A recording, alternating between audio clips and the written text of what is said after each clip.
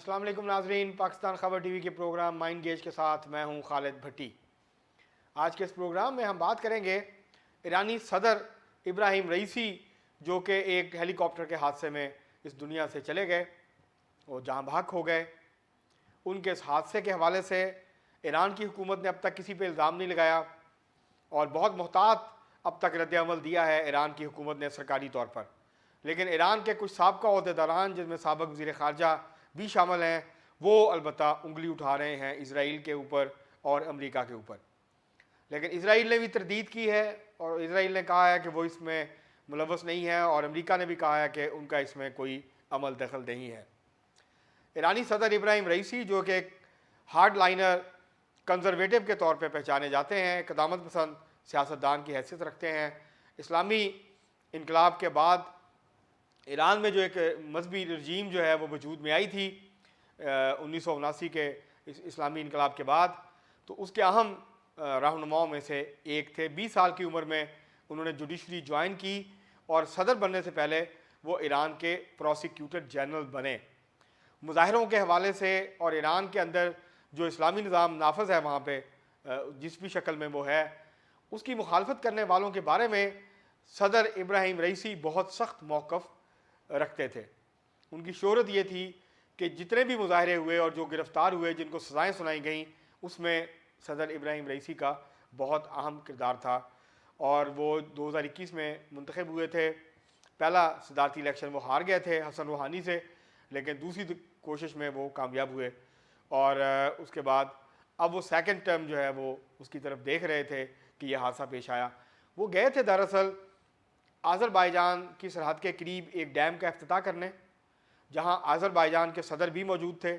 وہ صدر تو اپنے ملک چلے گئے آذربائیجان واپس، جبکہ جب ایرانی صدر جو ہیں وہ ہیلی کاپٹر میں بیٹھ کے واپس لوٹ رہے تھے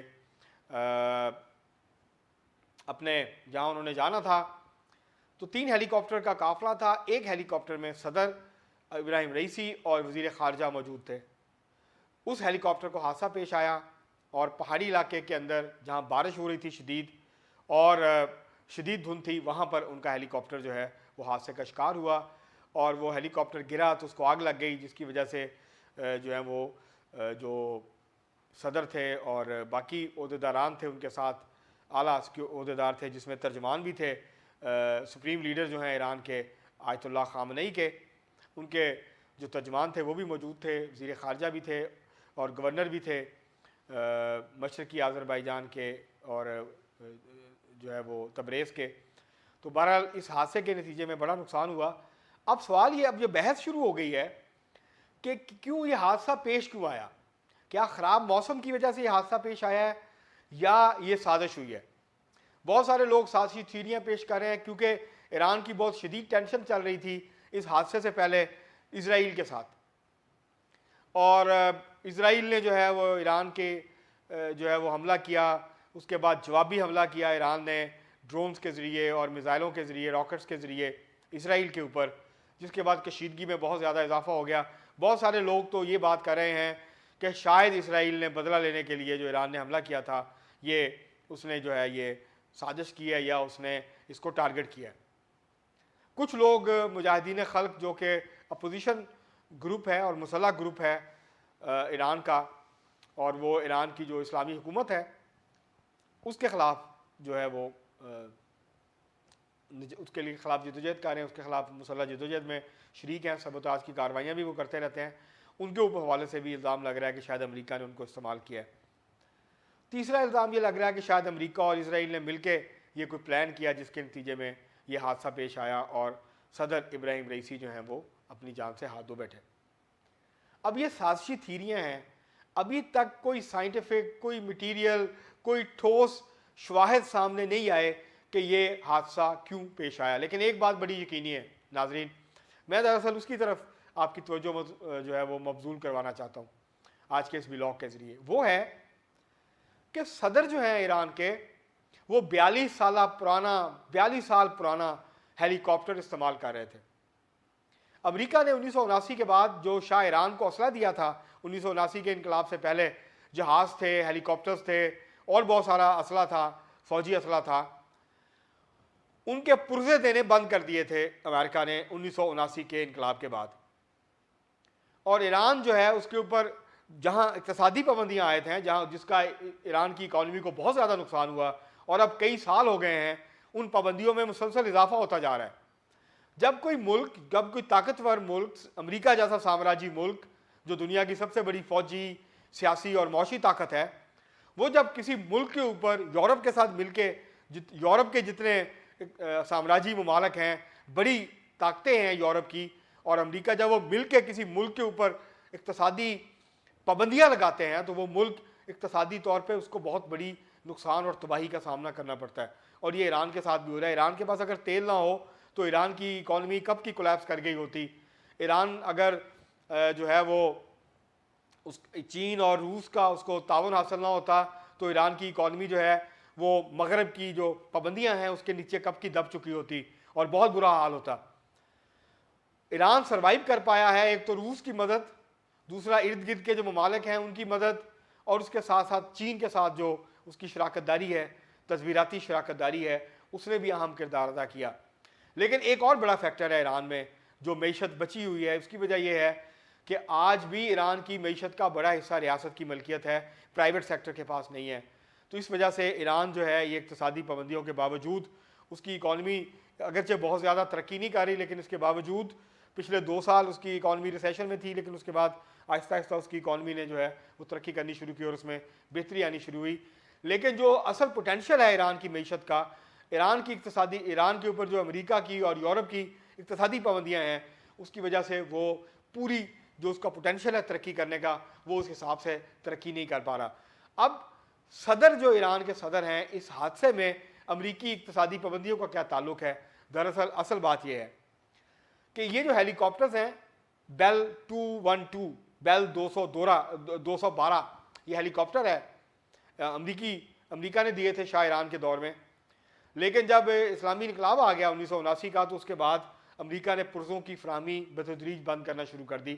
اب ایران یا تو بلیک مارکیٹ سے خریدتا ہے یا پھر جگاڑ طریقے سے ان ہیلی کاپٹرز کو وہ استعمال کر رہا ہے. ایران کے پاس کچھ روسی ساختہ ہیلی کاپٹرز بھی ہیں، لیکن زیادہ پرانے ہیلی کاپٹر ہیں. اور جتنی زیادہ جہاز یا ہیلی کاپٹر پرانا ہوتا جاتا ہے وہ اتنا زیادہ ورنریبل ہوتا جاتا ہے. موسم اور باقی جو ایکسٹرنل فیکٹرز ہیں، اس کے جو اندرونی جو نظام ہوتا ہے وہ بھی، اس کے اندر بھی پرابلمز جو ہیں وہ بڑھتی جاتی ہیں. اور جب آپ کو جینونلی پرزے نہ مل رہے ہوں اور آپ ادھر ادھر سے معاملات کو جو ہے وہ چلا رہے ہوں اور اس کو آپ نے جو ہے وہ فلائنگ پہ رکھا ہو، تو پھر اس قسم کے جو حادثات ہیں اس کے اندر اس کا جو خدشہ ہے وہ بڑھ جاتا ہے. تو میں یہ بات اس لیے کر رہا ہوں کہ اگر یہ اقتصادی پابندیاں ایران پہ نہ ہوتی اور وہ مارکیٹ سے امریکہ نہ دے رہا ہوتا، اگر وہ مارکیٹ سے بھی چیزیں خرید رہے ہوتے کسی تیسری پارٹی کے ذریعے، تو شاید یہ حادثہ ہیلی کاپٹر کو پیش نہیں آتا. ہیلی کاپٹرز جو ہیں یہ سب سے زیادہ ورنریبل ہوتے ہیں خراب موسم میں. یہ بہت جلدی حادثات کا شکار ہو جاتے ہیں. نارمل موسم میں تو یہ اچھے ہیں، لیکن جب موسم زیادہ خراب ہو جائے تو پھر ان کی فلائنگ جو ہے وہ خطرناک ہو جاتی ہے. اور یہی ایران کے صدر کے ساتھ ہوا.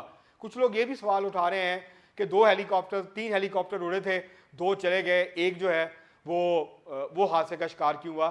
تو دراصل غالباً لگتا یہ ہے کہ وہ راستہ بھٹکا ہے. تیز بارش اور دھند کی وجہ سے، اور پہاڑی علاقہ تھا، وہ اس کو صحیح اندازہ نہیں ہوا کہ وہ کس طرف جو ہے وہ جا رہا ہے. اس وجہ سے 2 ہیلی کاپٹرز تو نکل گئے، لیکن یہ شدید بارش اور دھند کی لپیٹ میں آ کے حادثے کا شکار ہوا. اب جب تحقیقات ہوں گی تو پھر تحقیقاتی رپورٹس آئیں گی، اس کو ٹائم لگتا ہے، اس کے بعد پھر صورتحال جو ہے وہ واضح ہو سکے گی. ایک اور بات اس حادثے کے نتیجے میں سامنے آئی کہ ایران کی جو ڈرونز ہیں وہ بڑے مشہور ہیں، لیکن وہ جنگی ڈرونز ہیں جو ہتھیاروں سے لیس ہوتے ہیں.